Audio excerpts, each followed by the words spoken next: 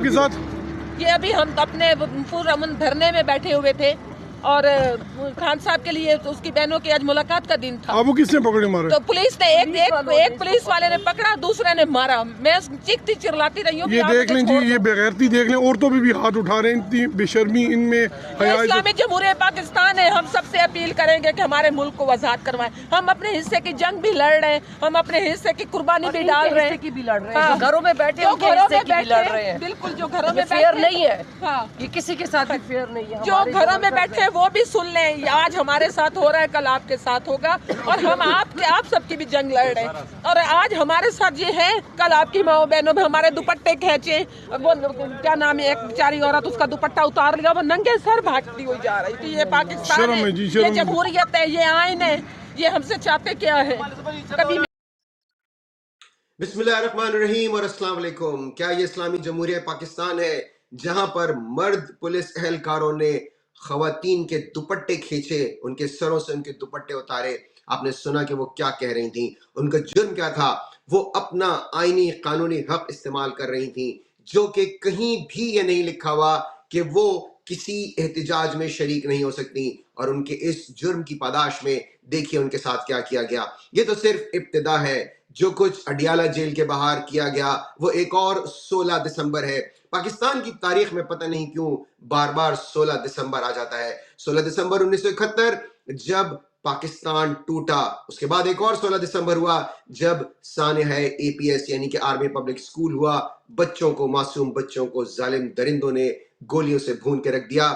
लेकिन आप सोच सकते थे कि एक और 16 दिसंबर होगा, और वो भी स्टेट जो खुद को रियासत कहते हैं उनकी जानिब से अपने पाकिस्तानी अवाम पर केमिकल मिला पानी फेंका जाएगा, जहरीला पानी फेंका जाएगा, औरतों पर और बच्चों पर। आपको यकीन नहीं आ रहा होगा, देखिए ये वीडियो जिसमें एक शख्स, उसकी हालत देखिए, इतना शदीद केमिकल था कि उसके कपड़े तक जो है वो गल गए। देखिए हम आपको ये वीडियो दिखाते हैं। एक भाई को ऐसा पानी उन्होंने मारा, उसके पूरा बदन जल रहा है, बदन जल रहा है भाई, बदन जल रहा है। भी काम शुरू किए। ये देखें, इतना गंदा जहरीला पानी था।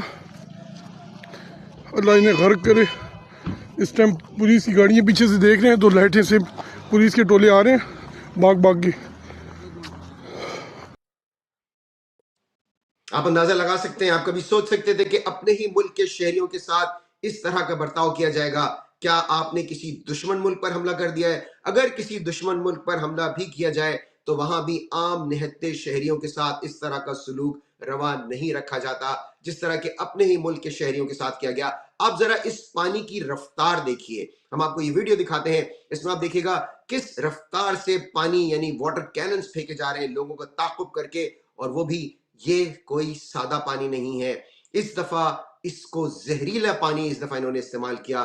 केमिकल ट्रीटेड वाटर है ये, जो कि किसी भी तरह से किसी भी पैराए में आप इसे इंसानी हुकूक के जुमरे में नहीं ला सकते। ये इंसानी हुकूक की शदीद तरीन खिलाफ वर्जी है, और इसके करने वालों के खिलाफ ना सिर्फ ये कि मुल्की बल्कि बैनुल अक़वामी सतह पर भी इनके खिलाफ कार्रवाइयां हो सकती हैं। अगर कोई ये पानी, इसके सैंपल्स ले जाए और किसी आलमी अदालत में पेश करे तो इसके जिन लोगों ने इसका हुक्म दिया और जिन लोगों ने इसे इस्तेमाल किया है, दोनों को शदीद किस्म के कानूनी मसाइल का सामना हो सकता है।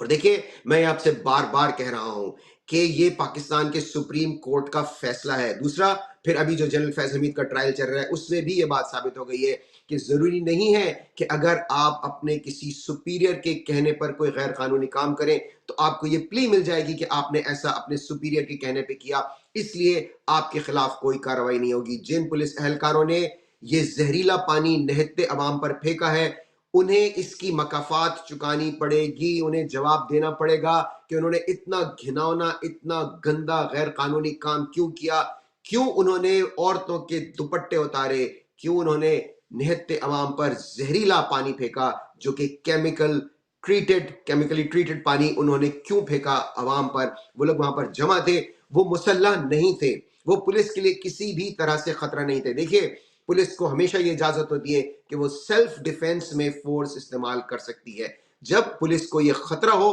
कि उस पर हमला कर दिया जाएगा तो वो सेल्फ डिफेंस में फोर्स का इस्तेमाल कर सकती है। लेकिन आप वाज़े तौर पर देख सकते हैं इन वीडियोस में کہ جن لوگوں پر پانی پھینکا جا رہا ہے وہ مخالف سمت میں جا رہے تھے, وہ کسی بھی طرح سے پولیس کی جانب نہیں بڑھ رہے تھے. جب پولیس کی طرف مظاہرین بڑھ رہے ہوں تو پولیس کو یہ اجازت ہے کہ وہ اپنے دفاع میں, وہ بھی لمیٹڈ فورس, وہ اس طرح سے نہیں ہے کہ وہ ان پر زہریلا پانی پھینکے گی یا یہ کہ وہ ان پر کھلے عام گولیاں چلا دے گی. انہیں اپنے دفاع میں کچھ کرنے کا حق یقیناً حاصل ہوتا ہے, لیکن وہ بھی اس وقت جب انہیں مجمع کی جانب سے کوئی خطرہ ہو. یہ تو چور, ڈکیت, وارداتیے جیسے ہوتے ہیں, مافیا لوگوں کو گھیرتے ہیں. دن کے وقت وہاں لوگ موجود تھے, انہوں نے کچھ نہیں کیا, انہوں نے رات ہونے کا انتظار کیا, اندھیرا ہونے کا انتظار کیا اور اس کے بعد ان پر حملہ آور ہوئے. جی ہم بات کر رہے ہیں اڈیالہ کے باہر عمران خان سے ملنے کے لیے ان کی بہنیں اور پی ٹی آئی کے لوگ پہنچے. پچھلے ہفتے آپ کو یاد ہوگا انہوں نے ان پر واٹر کیننز پھینکے تھے. اس دفعہ انہوں نے اس ظلم, جبر اور فسطائیت کو ایک درجے مزید اوپر لے گئے. جیسے کہ میں کہتا ہوں کہ جب آپ کو لگتا ہے کہ پاکستان میں اب انتہا ہو گئی ہے, یہ ایک نئی پستی میں گر جاتے ہیں, ایک نئی انتہا پر پہنچ جاتے ہیں. دیکھیے کس طرح سے وہاں پر انہوں نے یہ استعمال کیا. ایک رپورٹر ہے, ایک صحافی ہے, آپ کو بالکل واضح طور پر نظر آئے گا کہ چونکہ اس پر پانی پھینکا گیا وہ بول تک نہیں سکتا, وہ بات نہیں کر سکتا, اس کے ساتھ اور لوگ بھی موجود ہیں. یہ ذرا ویڈیو دیکھیے گا آپ کہ کتنا شدید انہوں نے کیمیکل سے حملہ کیا ہے لوگوں پر پانی میں. السلام علیکم جی, جہاں آپریشن کیا جا رہا ہے کیمیکل پھینکا جا رہا ہے. آپ یہ صورتحال دیکھ سکتے ہیں, یہ صورتحال ہے اس ٹائم اڈیالہ, یہ اڈیالہ جیل کے باہر کی یہ صورتحال ہے. یہاں کیمیکل پھینکا جا رہا ہے خان صاحب کی بہنوں پہ, تحریک انصاف کے ورکرز پہ, اور یہ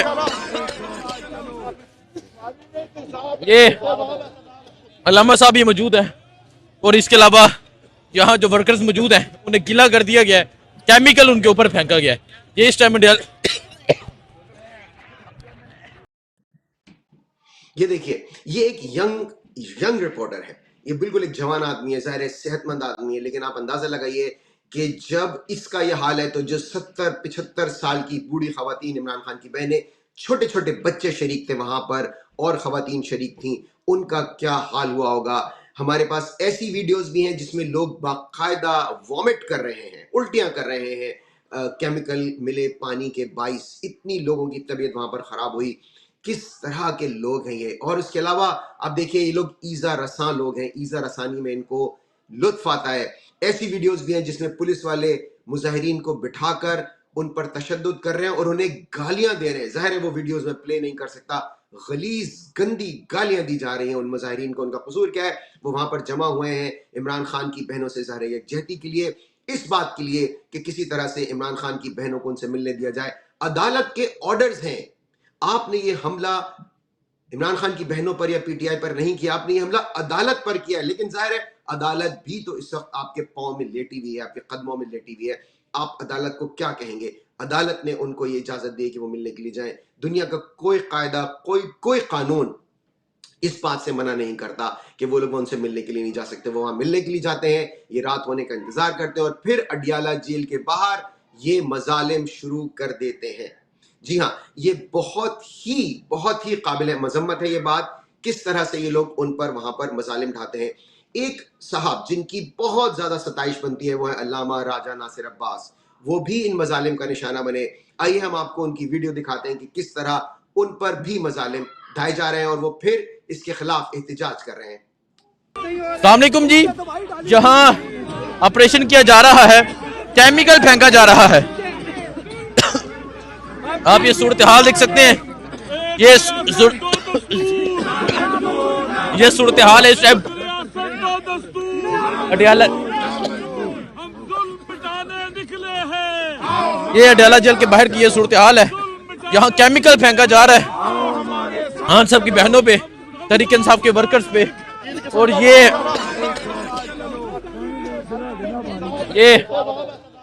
علامہ صاحب بھی موجود ہیں, اور اس کے علاوہ یہاں جو ورکرز موجود ہیں انہیں گیلا کر دیا گیا ہے, کیمیکل ان کے اوپر پھینکا گیا ہے.